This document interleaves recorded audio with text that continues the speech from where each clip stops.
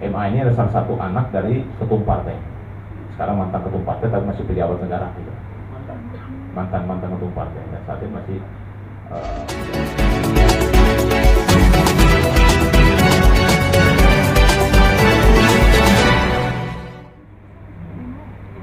Assalamualaikum warahmatullahi wabarakatuh. Salam sejahtera buat kita semua. Jadi hari ini hari Selasa tanggal 15 Oktober tahun 2024 kami dari kuasa hukum ya mendampingi korban dan juga ayah korban dan tim kuasa hukum yang kami hadir ada 5 orang, ada Pak Berbi, ada Mas Aki, Mas Ferry dan Mas Semudin, semuanya ada di sini untuk menyampaikan update perkembangan perkara yang dilaporkan di Polres Metro Jakarta Selatan terkait dengan dugaan bullying yang terjadi di Binus School pada tanggal 31 Januari tahun 2024. Nah, perkembangan ini kan semakin hari kan banyak perkembangan. Oleh karena itu kami perlu sampaikan supaya teman-teman wartawan dan juga publik tidak bertanya-tanya ini sampai di mana nih kasus ini, kan begitu? Karena begini, setelah laporan di tahun 2023 di tanggal 31 Januari tahun 2024 itu kami dalam berproses kasus ini 8 orang ya anak atau teman sekolahnya dari korban adik R, Rafiq itu saat ini kasusnya kan sudah naik menjadi tahap penyidikan.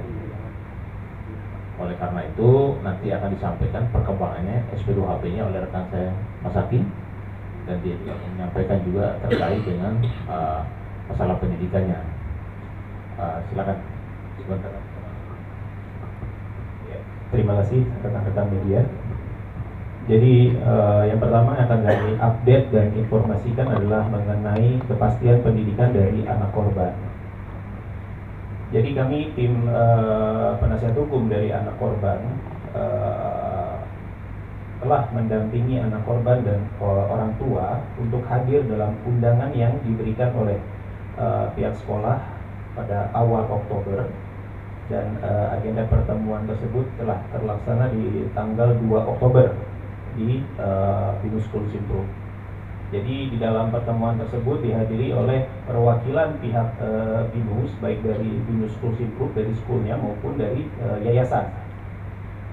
Kami pada waktu itu selaku tim penasihat hukum mendampingi anak korban dan ayah korban pada waktu itu. Pada pertemuan waktu itu disampaikan oleh pihak Binus bahwa pihak Binus berkomitmen untuk memastikan kelangsungan pendidikan dari anak korban dapat terpenuhi di sisa waktu yang ada. Gitu. Di antaranya adalah sesuai dengan permintaan dari pihak keluarga karena berbagai macam kekhawatiran pihak keluarga meminta untuk dilakukan pembelajaran secara offline dan itu berdasarkan dari masukan-masukan yang diberikan oleh pihak Kementerian Pendidikan dan lembaga-lembaga terkait kepada Binus. Pihak Binus diminta untuk memenuhi terkait dari hak-hak anak korban ini. Dan sampai sekarang pendidikan tersebut masih berlangsung. Pendidikan yang diberikan oleh pihak Binus antara lain adalah online, pembelajaran secara online, dedicated teacher, jadi gurunya khusus selama pelajaran online tersebut diberikan guru yang khusus memang untuk mengajar kepada anak korban.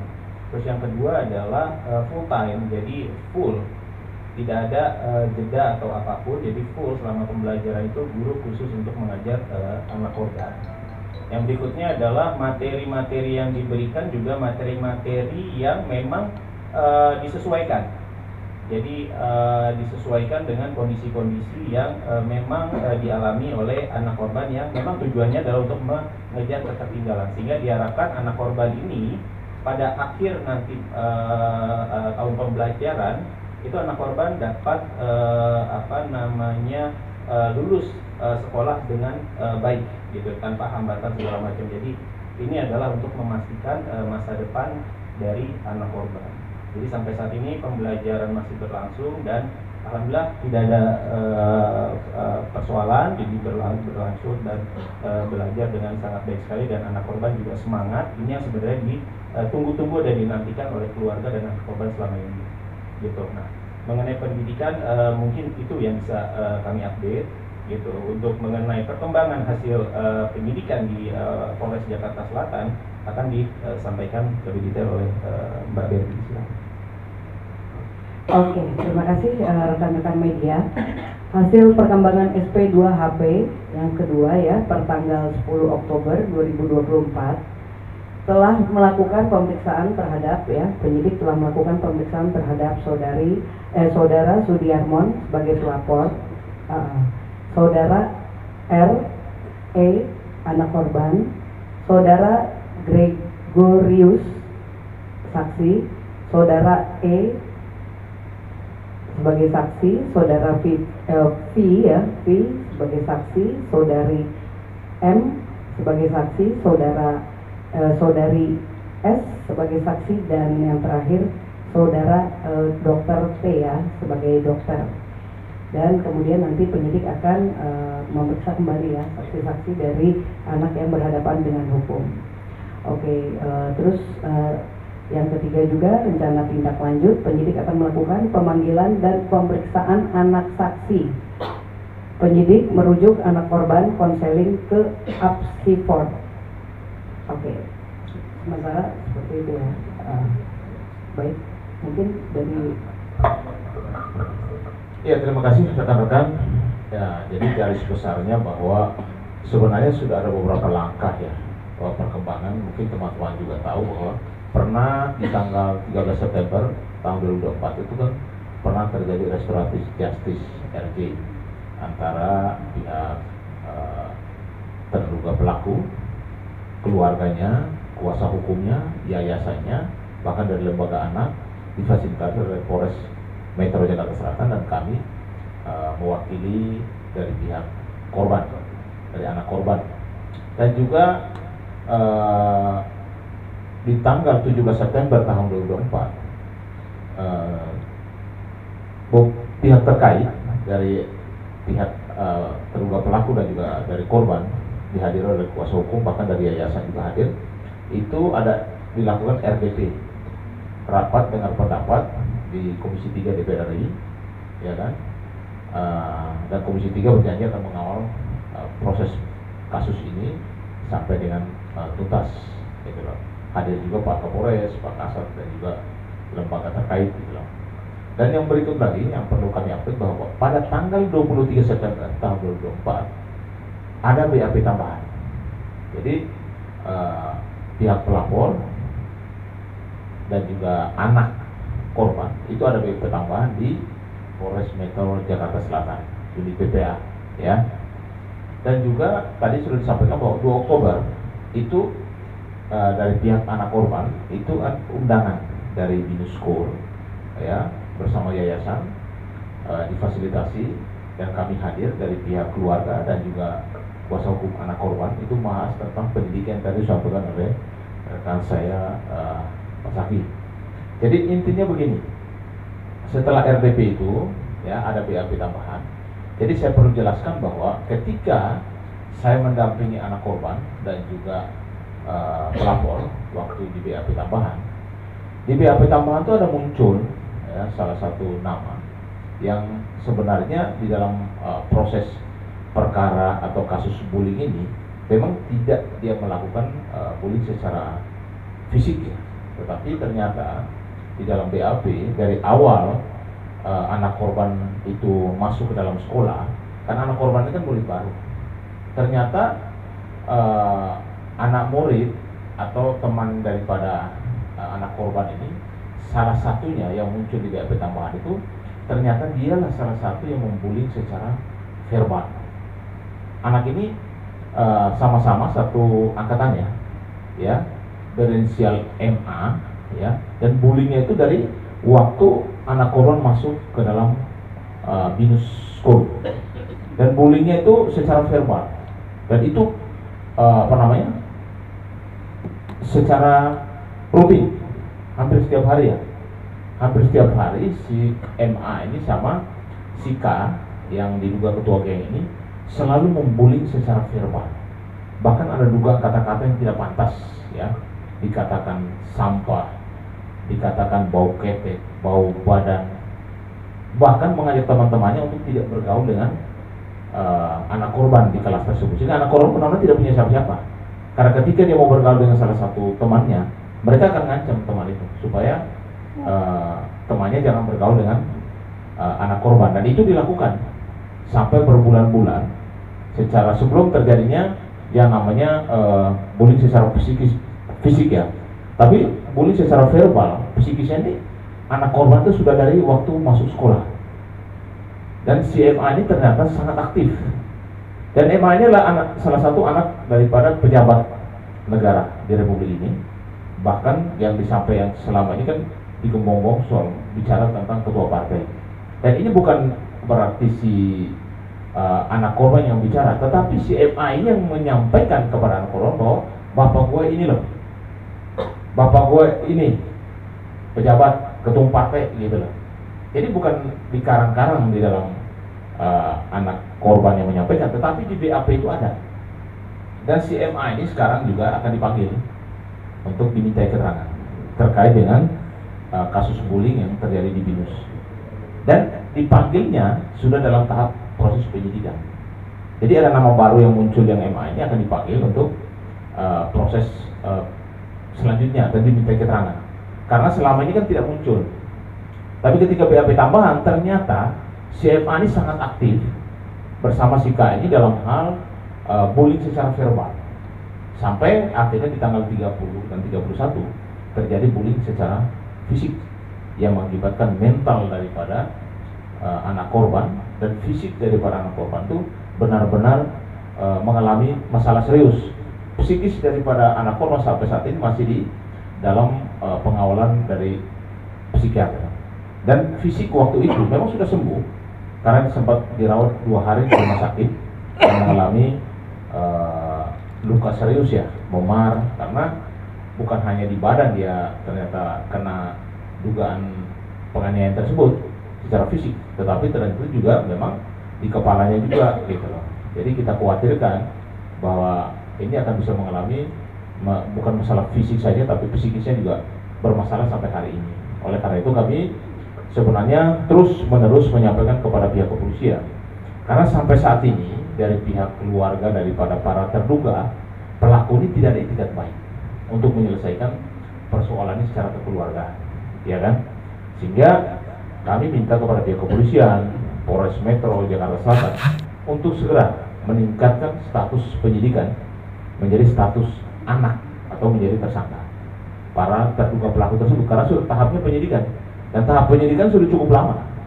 Kita kan tidak mungkin dari pihak korban yang meminta untuk RJ, meminta untuk lakukan komunikasi dan penyelesaian, kan harusnya yang lebih aktif itu adalah pihak daripada terduga pelaku, kan begitu.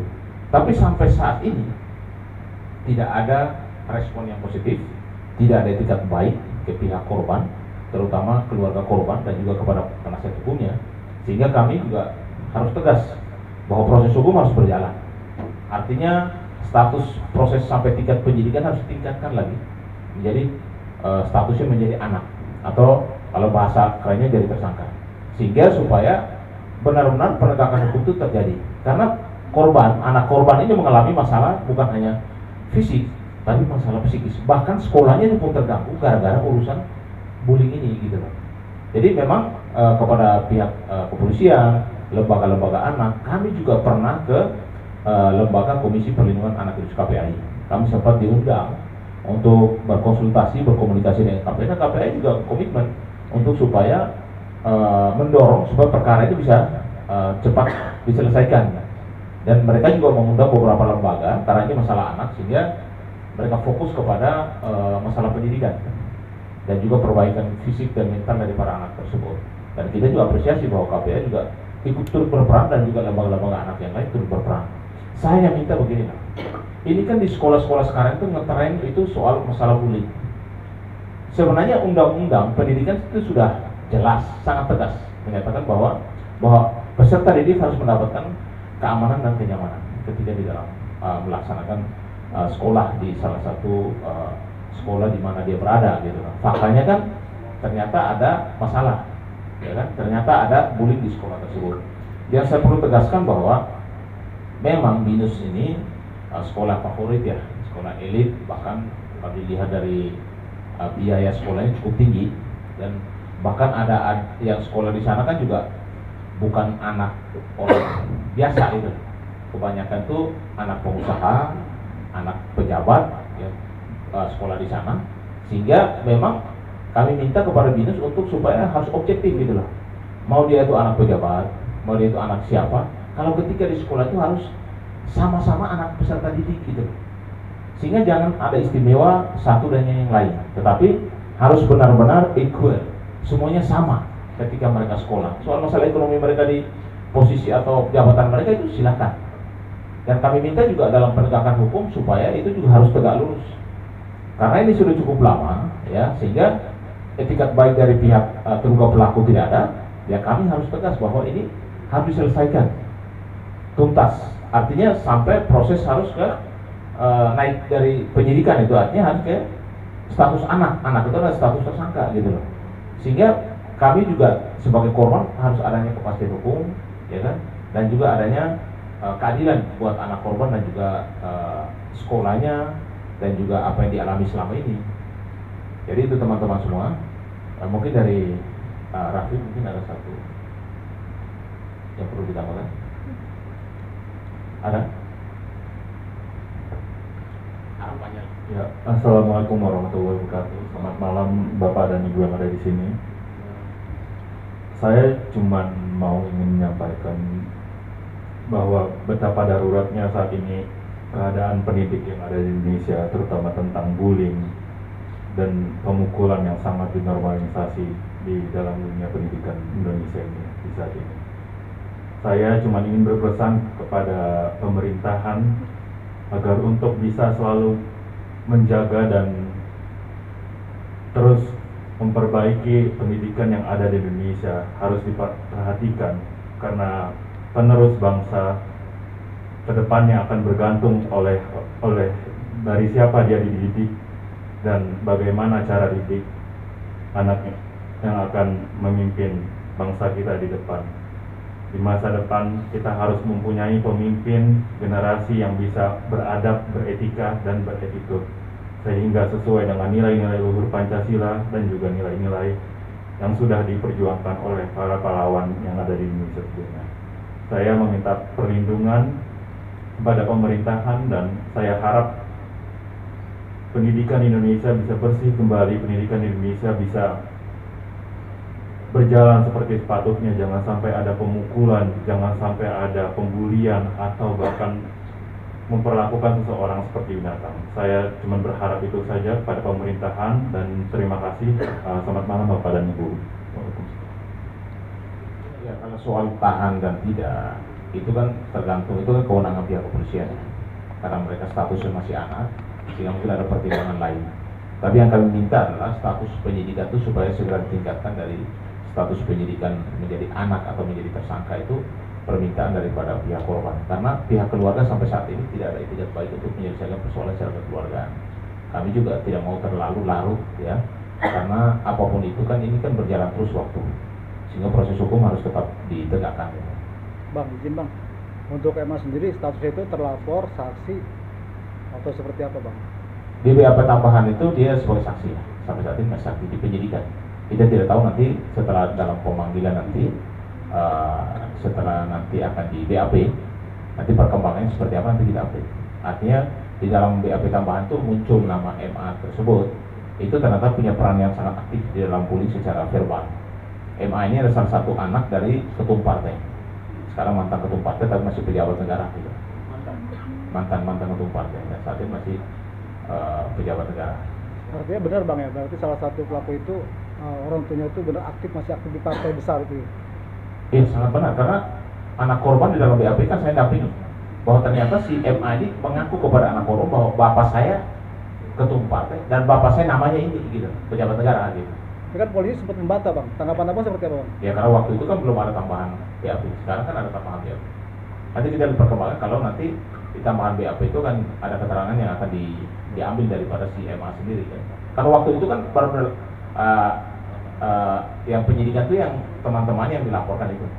Ternyata dalam perkembangan BAP tambahan muncul nama MA karena dia sangat aktif dalam dugaan ya bullying secara verbal bersama ketua gengnya yang bernama K tersebut. Nanti bapaknya itu baru saja turun dan sebagai ketua partai gitu Pak. Iya betul. Kira-kira seperti itu Mas. Mas mungkin sudah lebih paham. Atau perlu saya buka namanya secara lengkap di sini? Inisial aja Bang. Warna benderanya aja. Iya. Jadi bapaknya itu sebenarnya mantan ketua partai. Dulu memang ketua partai.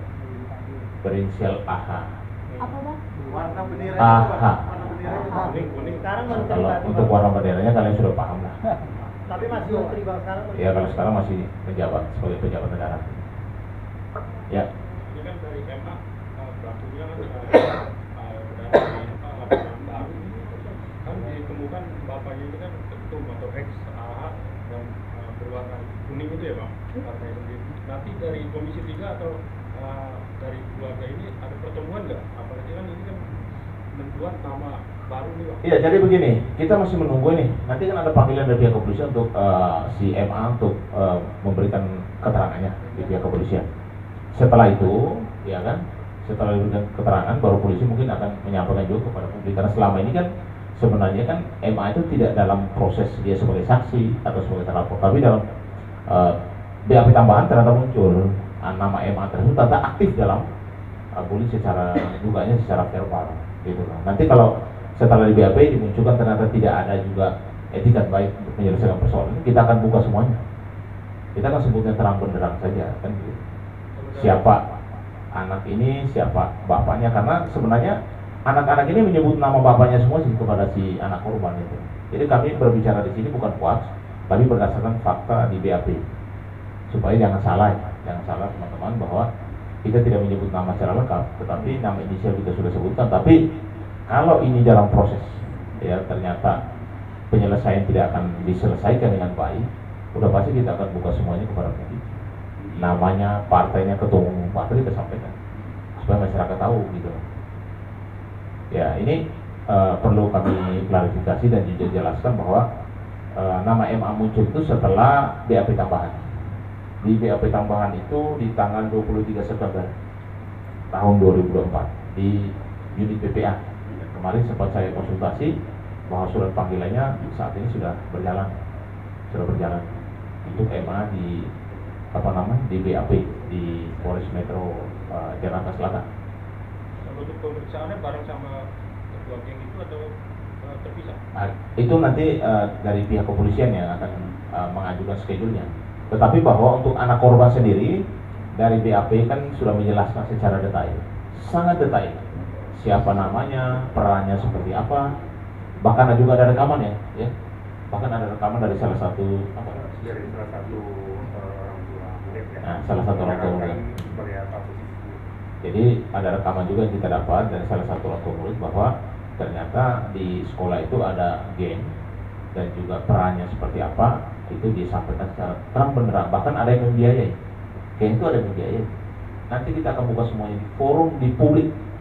Bahkan kita akan sebutkan satu persatu siapa orang-orang yang disebutkan. Karena mereka waktu memperkenalkan diri kepada mengancam atau membuli itu menyebut nama orang tuanya gitu loh. Jadi kalau kita sampaikan kepada publik saya rasa tidak ada persoalan karena memang disebutkan dari BAP pun ada. BAP pun ada nama daripada si pelaku bullying tersebut dan nama orang tua yang disebutkan tersebut. Dan memang nama orang tuanya bukan sembarangan juga. Ini orang-orang yang punya peran penting di negara ini gitu loh. Jadi saya berharap semoga bullying ini pemerintah juga harus konsen untuk bisa meredam. Sebenarnya aturan di tiap sekolah itu sudah ada ya. Tetapi kenapa bullying itu masih merajalela? Mungkin di sekolah tersebut karena anak-anak ini adalah anak pejabat sehingga mereka punya dominan untuk membentuk satu tim. Dugaan kita adalah dia dalam hal sebagai dominan terhadap teman-teman yang dianggap lemah gitu. Bahkan anak korban ini kan kejadian fisiknya kan bukan di tanggal 31 saja, di tanggal 30 pun terjadi, jadi 2 hari berturut-turut. Nah pertanyaan kami, keamanan sekolahnya di mana? Kok tidak ada yang merespon?